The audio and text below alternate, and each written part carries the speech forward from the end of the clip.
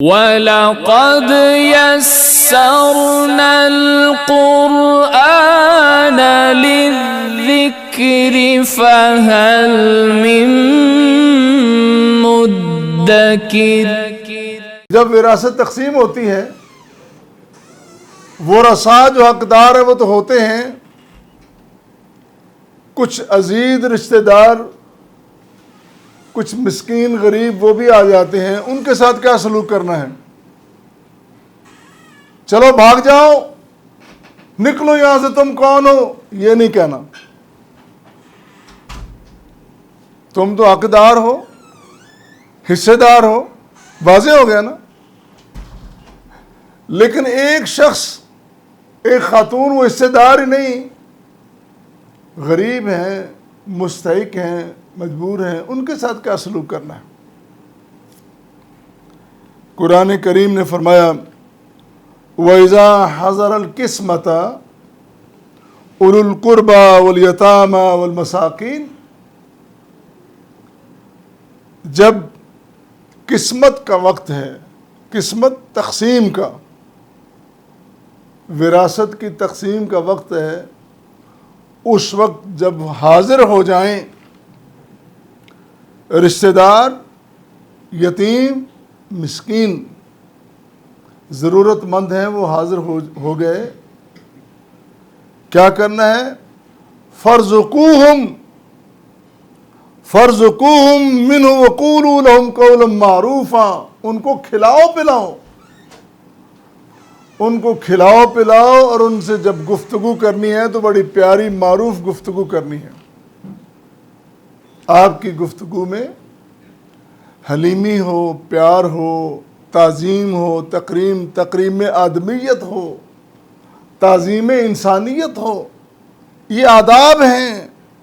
इन आदाब से कभी भी तही दामन आपने नहीं होना। इन आदाब को मलूज़े खातिर रखना है।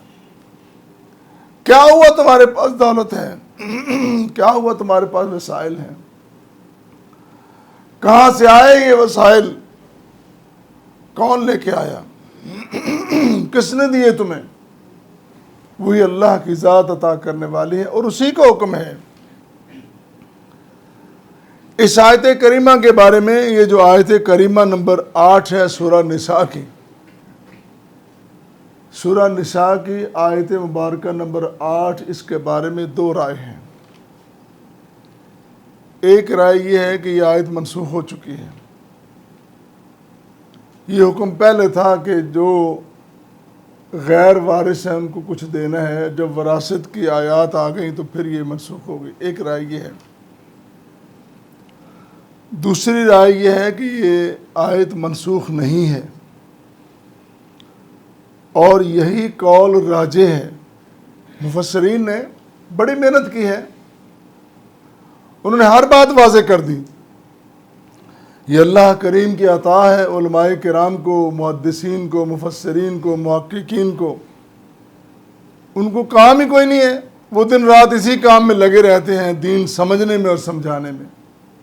एक एक बात उन्होंने वाज़ेह कर दी।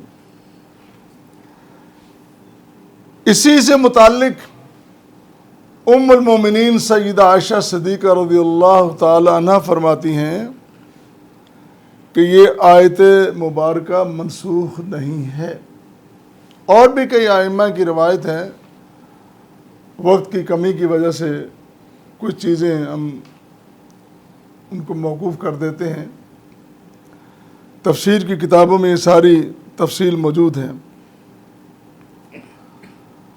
फरमाया ये आयत मनसूख नहीं है, और एक जुमला बयान किया कि लोगों ने अपनी सुस्ती और काहली की वजह से इसको छोड़ दिया है, ये काम छोड़ दिया है। हमारे यहाँ ये तरीका नहीं है। जब ऐसा वक्त आ जाए, इंतहाई राजदारी से लोग अंदर बैठ के अपने मामला तय करते हैं। करने भी चाहिए, कानो कान खबर ना हो, और फिर मसाइल भी पैदा होते हैं। अगर ये सारे मामलात कुरानी तालीमात के मुताबिक लिखे पड़े अंदाज में, फिगर्स में 2 + 2 = 4, हर चीज़ वाज़े तौर पर अगर किया जाए तो इख्तिलाफात भी कम होते हैं, रौले भी कम पड़ते हैं। जब हम हर चीज़ को, हमारी नीयतें दुरुस्त नहीं होती, इसके बारे में बड़ी खूबसूरत आगे कुछ बातें आ रही हैं, इसीलिए मैं ये अर्ज़ कर रहा हूँ। कुरान की ये तालीम बड़ी खूबसूरत है। पिछले अरसे में हमारे लाहौर के एक बड़े मुफस्सिर आलिम गुज़रे हैं, ज़ाती तौर पर मेरा उनसे बड़ा ताल्लुक़ रहा है। अशरों पे वो मुहीत था ताल्लुक़, अल्लाह को प्यारे हो चुके हज़रत हाफ़िज़ सलाहुद्दीन यूसुफ़ रहमतुल्लाहि अलैह। उनका एक मारूफ़ तर्जमा और तफ़सीर मुख्तसर, ये जो मेरे सामने होता है, ये जो मुमन मेरे पास होता है, अहसनुल बयान, इनकी बड़ी मुख्तसर सी तफ़सीर, बड़ी मुस्तनद उन्होंने की है। अल्लाह ताला उनके दर्जात बुलंद फरमाए। उन्होंने भी अपनी राय का इज़हार किया है मुफस्सरीन की आरा की रोशनी में, तहकीक की रोशनी में, फरमाया कि ये आयत मुबारका मनसूख नहीं है। अगर करीबी रिश्तेदार आ जाएं तो उनकी दिलजोई करनी चाहिए। हज़रत हफ्सा ने फरमाया उनकी दिलजोई करनी चाहिए, और मूरिस को अपनी हदबंदी में वसीयत करना चाहिए। वो आगे मैं बयान करता हूँ कि उसकी हदबंदी क्या है। मूरिस विरासत छोड़ने वाला, उसको भी हुदूद व क़यूद में रखा है और फरमाया कि उसको करना चाहिए। और जिसकी हदबंदी सुलस है, फिर कुछ रिश्ते ऐसे होते हैं जो महरूम रह जाते हैं। यतीम पोते का, डॉक्टर साहब, यतीम पोते का हिस्सा नहीं है, तो मूरिस को कहा गया है कि जाते हुए अगर अल्लाह ने आपको इख्तियार दिया तो उसके लिए कुछ छोड़ के जाए, रख के जाए, वसीयत करके जाए, करना चाहिए। तो ये दो तीन बातें साथ साथ बयान कर दी, वसीयत के बारे में भी और तक़सीम विरासत के वक्त भी आने वालों की दिलजोई। चूँकि कुरान कह रहा है वर्ज़ुक़ूहुम, उनको खिलाओ पिलाओ, हिस्सा ना दो, उनको मकान ना दो, जायदाद ना दो। अगर उनको खिला सकते हो, उनकी मुट्ठी में 4 टके दे सकते हो तो देने चाहिए। बल्कि कहा उन्होंने, मिस्र में ये बाकायदा कानून बना दिया गया। तो इससे एक बात ये भी सामने आती है, अगर मूरिस गलती करे या तक़सीम विरासत के वक्त वो जो शुरका हैं या हिस्सेदार हैं वो गलती करें, फिर रियासत उसमें मुदाखलत कर सकती है। रियासत उनको राय रास्त पे ला सकती है कि नहीं, ये तुम्हारा इतना हक था, इतनी हद थी, इसमें रहना है। इसके बारे में नवाब सदीक हसन खान ने भी अपनी तफसीर तर्जुमानुल कुरान में वज़ाहत से लिखा है, और भी मुफस्सरीन ने बहुत कुछ लिखा है। हज़रत अब्दुल्ला बिन अब्बास रज़ियल्लाहु ताला अन्हु वो फरमाते हैं, ये जो लफ्ज़ किस्मत है, इसका माना तक़सीम विरासत है। किस्मत का माना हम दूसरा ना समझ लेंगे, किस्मत। तो ये कौल इमाम तबरी ने भी जिक्र किया है, दूसरे मुफस्सरीन ने भी। ये आइम्मा जिनका नाम लिया है और दीगर आइम्मा किराम, सब ने अपनी आरा का इजहार किया है कि उस वक्त आने वाले अजीज़ों की, रिश्तेदारों की दिलजोई होनी चाहिए। और फिर अगरचे यतामा, मसाकीन, गरीब रिश्तेदार वो हक़ विरासत नहीं रखते, लेकिन दिलजोई का हक़ वो रखते हैं।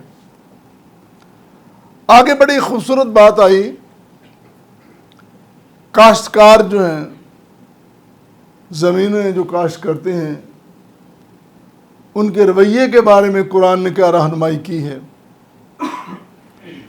कुरान ने कहा कुलू मिन समरिही इज़ा अस्मर वातू हक़्क़हू यौम हसादिही। तुम फसलें काश्त करते हो, बीज ज़मीन में डालते हो, डाल के घर आ जाते हो, अल्लाह करीम उसी बीज को मट्टी से, उसको खा जाने वाली मट्टी से अल्लाह ताला उससे अंगूरी निकालते हैं, पौधा निकालते हैं, फिर वो परवान चढ़ता है, फिर उस पर फल लगता है। फिर अल्लाह ताला उस फल को, उस फसल को तूफानों से, आंधियों से, बारिशों से बचाते हैं और तुम्हारे लिए अनाज तैयार होता है। वो अनाज जब तुम काटते हो, जिस दिन काटते हो, फसलें काटते हैं ना, तैयार करते हैं,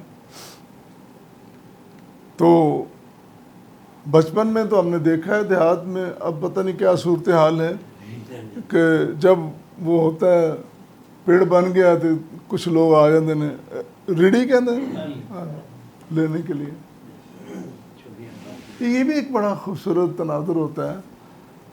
फरमाया कि उनको महरूम ना करो,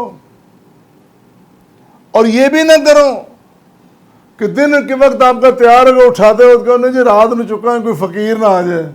ना ना ना, ऐसा ना करना। तुम्हें अमीर मैंने बनाया, उनको फकीर मैंने बनाया। तेरे हाथ में मैंने अनाज दे दिया, तेरा हाथ यूं कर दिया, उसका मैंने यूं कर दिया। तू चाहता है कि तुझे मैं यूं कर दूं? अल्लाह अकबर। तू चाहता है कि तुझे भी यूं कर दूं? इस तरह रख अपना हाथ। मैंने जो ऊपर किया है, बड़ा किया, तो बड़ा रहने देना, बड़ा बन के दिखा। बड़ा बातों से नहीं होता, बड़ा अमल से, किरदार से बनता है। काश्तकारों को कितना प्यारा सबक दिया कुरान ने। और यही तरीका है बागबानों के लिए। बागात हैं, बाग हैं, फल तैयार होते हैं, ठीक है, उसकी पहरेदारी करो, उसको संभाल के रखो, जानवरों से इधर उधर बचाओ, दरिंदों से बचाओ, डाकुओं चोरों से भी बचाओ। लेकिन अगर कोई मुस्तहिक गरीब आदमी आपके दरवाजे पे आ जाता है, इतना बड़ा बाग है, 2 दाने दे दो उसको। क्या हो गया तुम्हें? क्यों छुपाते हो? छुप छुप के तुम ले जाते हो, अपने बैंक बैलेंस भरे जा रहे हो और गरीबों से नफरत करते हो और उनके बारे में बातें करते हो। इतनी बातें करना शुरू कर दी हमने। कुर्बानी का वक्त आया, अहले दिल, अहले अकल, अहले शऊर, अहले ईमान, उन्होंने कुर्बानियां की हैं। और कुछ लोग बैठे हैं घर बैठे, मोबाइल पकड़ा हुआ है। ये कुर्बानी कर रहे हो, बेकार इतने पैसे ज़ाया कर रहे हो, करोड़ों अरबों रुपया ज़ाया कर रहे हो, किस लिए? लोग सफ़र करके हज पे गए, ये पीछे बैठा ना मोबाइल पे सवाल कर रहा है सोशल मीडिया पे। ये जो अरबों खरबों रुपया ज़ाया कर रहे हो, किस काम का है? ये जो भी तुम कर रहे हो, मस्जिद में लोग नमाज पढ़ने जाते हैं, बस नमाजें पढ़ने के लिए रह गई, रोजे ही रह गए, ये सदका, ये खैरात यही रह गया। इतने ये बदकिस्मत और बदफितरत लोग हैं। ये बातें हैं प्यार की, मोहब्बत की, ईमान की, जिनका अल्लाह के साथ ताल्लुक है, जिनके अल्लाह के साथ मोहब्बत है। भाई वो तो अपनी जानें देने के लिए तैयार बैठे हैं, वो तो अपना माल, सब कुछ, असबाब वसाइल लुटाने के लिए तैयार बैठे हैं। तुम थोड़े से पैसों की बात करते हो। तुमने ये दीवानगी देखी नहीं है, तुमने जुनून मोहब्बत देखा ही नहीं है। तुम्हें क्या पता कि मोहब्बत और दीवानगी क्या होती है। कुरान ने बहुत सारे आदाब सिखाए हैं और फरमाया फर्ज़ुकूहुम मिन्हु वक़ूलू लहुम क़ौलन मारूफ़ा। देना भी है और साथ बात भी अच्छे तरीके से करनी है। और तुसी ज़ालमो देंदे भी कुछ नहीं तो गला में करी जाते हो। देते भी कुछ नहीं और बातें की। फरमाया देना भी और साथ बात भी प्यारी करनी है। अल्लाह ताला ने ये ज़ुबान दी है ना, इसको बड़ी मोहब्बत से इस्तेमाल करना है।